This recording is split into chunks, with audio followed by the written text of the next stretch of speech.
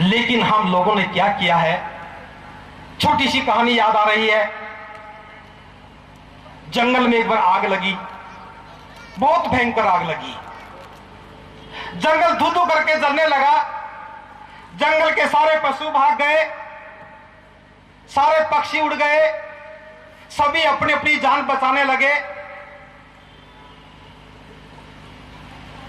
जंगल को जलता हुआ देख करके एक चिड़िया के मन में करुणा जगी। चिड़िया से नहीं रहा गया, वह उड़कर नदी पर गई, चोंच में पानी भरा और आग पर डाला। फिर नदी पर गई, चोंच में पानी भरा, आग पर डाला। बार बार ऐसा करने लगी और इस प्रयास में आग और बढ़ गई। उस चिड़िया के पंख झुलस गए, लेकिन घायल चिड़िया फिर नदी पर गई, चोंच में पानी भरा और आग पर डाला। एक बंदर दूर बैठा हुआ देख रहा था। उसने चिड़िया से कहा, हे चिड़िया, तू पागल हो गई है। जंगल में भयंकर आग लगी है, तेरी चोंच में एक बूंद पानी आ रहा है, देख तेरे पंख भी झुलस गए हैं, तू मारी जाएगी। तेरी चोंच में आई हुई एक बूंद पानी से जंगल की आग को नहीं बुझा पाएगी। हे चिड़िया, पागल मत बन, मुझे देख, मैं आराम से बैठा हूं, उस आग की तपतों से दूर बैठा हूं। अपना जीवन बचा, अपना जीवन बचा तो लाखों पाए। हे चिड़िया, आग में मत कूद। उस चिड़िया ने कहा, हे बंदर, मैं पागल नहीं हूं, मैं जानती हूं कि मेरी चोंच में एक बूंद पानी आ रहा है और मेरी एक बूंद पानी से जंगल की आग को नहीं बुझाया जा सकता। लेकिन याद रखना, एक दिन इस जंगल की आग का इतिहास लिखा जाएगा। हे बंदर, एक दिन इस जंगल की आग का इतिहास लिखा जाएगा और उस इतिहास में तेरा नाम गद्दारों की सूची में आएगा। और जब उस जंगल की आग के बुझाने का प्रयासों का जिक्र होगा तो मेरा नाम सोने के अक्षरों से लिखा जाएगा। यह कहकर के चिड़िया उड़ गई, नदी पर गई, फिर चोंच में पानी भरा और आग पर डाला। उसी समय एक हाथी दूर से सुन रहा था। उसने कहा, हे चिड़िया, तूने बंदर को क्या कहा, मुझे भी समझा दे, मेरी समझ में नहीं आया। चिड़िया रुकी और चिड़िया ने कहा, हे हाथी, इस जंगल को देख रहे हो, यह जंगल हमारा आश्रयदाता है। इन वृक्षों की छाया में हमने जीवन जिया है, इनके फल और फूलों को खा करके हमने भूख मिटाई है। आज ये हमारा जीवन दाता जंगल, आज ये हमारा आश्रयदाता जंगल जल रहा है। गद्दार हैं वे लोग जो इस जंगल को जलता हुआ छोड़ करके अपना जीवन बचा करके भाग रहे हैं। मैं तो इस आग बुझाने के प्रयास में लगी हूं। ये कहकर के चिड़िया उड़ गई और फिर नदी पर गई और आग बुझाने लग गई। उस हाथी ने कहा, हे चिड़िया, अब मेरी समझ में आ गया है, अब इस प्रयास में तू अकेली नहीं है। मैं नहीं चाहता कि मेरा नाम गद्दारों की सूची में आ जाए और मैं भी तेरे साथ प्रयास में खड़ा हो गया हूं। हाथी ने चिंगाड़ मारी, जंगल के सारे हाथी आ गए और नदी पर गए, सूंड में पानी भरा, आग पर डालने लगे और आग बुझ गई। प्रिय उपासकों, यह जंगल की आग थी जो बुझ गई, लेकिन मेरी कहानी अभी खत्म नहीं हुई। परम पूज्य बाबा साहब डॉक्टर अंबेडकर ने भारत के संविधान के रूप में एक बहुत सुंदर उपवन लगाया और यह सोच करके कि मेरे देश के सारे प्राणी, जिनको कभी दलित कहा गया, पदलित कहा गया, जिनको छूत कहा गया, जिनके साथ अमानवीय व्यवहार किया गया, वो भी, और जो लोग गुनाहगार थे वो भी, जब मेरे लगाए हुए जंगल में आएंगे, शांति और समृद्धि के साथ रहेंगे, मेरे लगाए हुए वृक्षों के फल और फूलों को खाएंगे, वो शांति का जीवन जिएंगे। ये सोच करके बाबा साहब ने उस उपवन में ज्ञान के वृक्ष लगाए और ये सोच करके कि मेरे समाज के लोग आएंगे, ज्ञान के फलों को खाएंगे और विद्वान बन जाएंगे।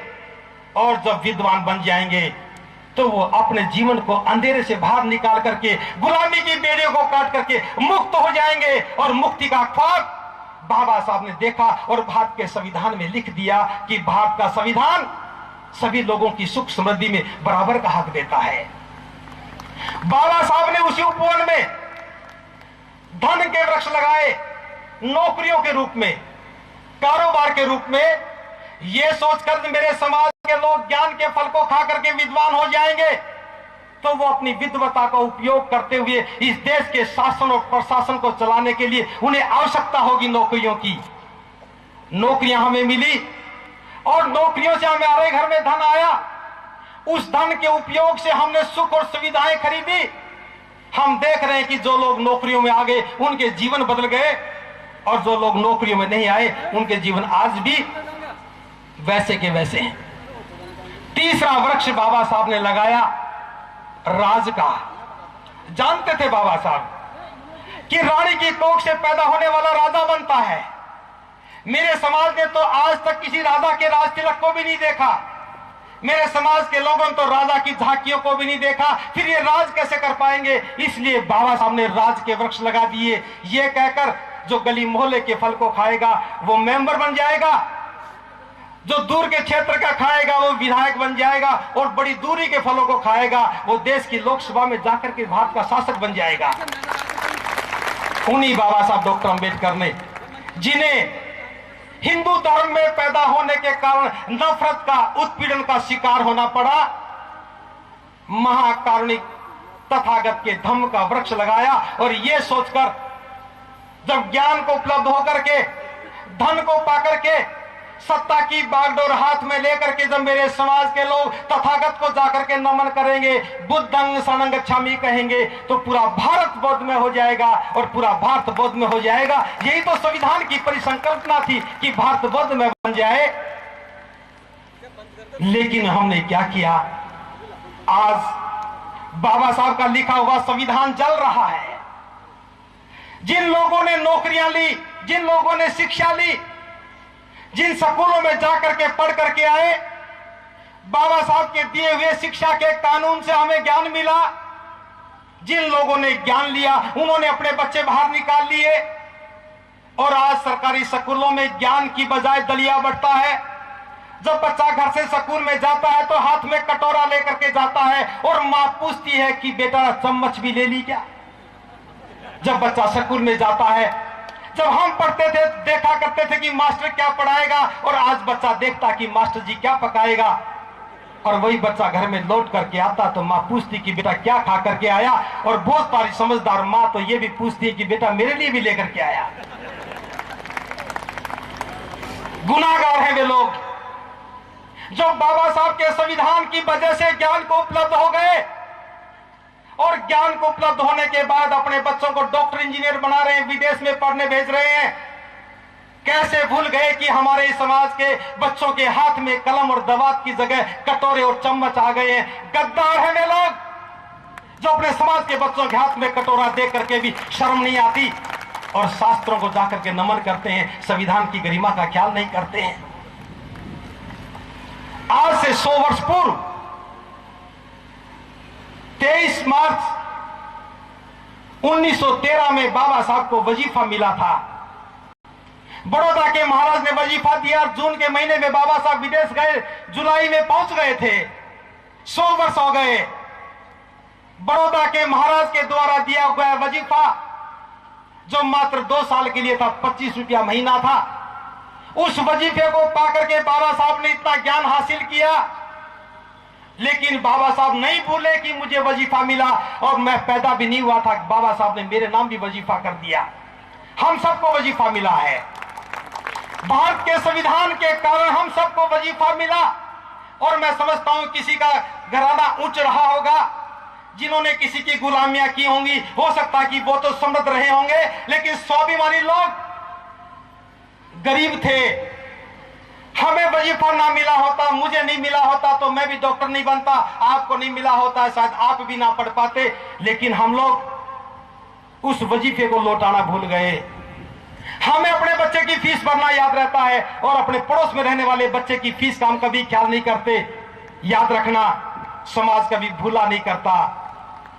18 मार्च 1956 को बाबा साहब आगरा में आए थे, तो उन्हीं बाबा साहब ने कहा था कि मुझे मेरे ही समाज के पढ़े लिखे लोगों ने धोखा दिया है।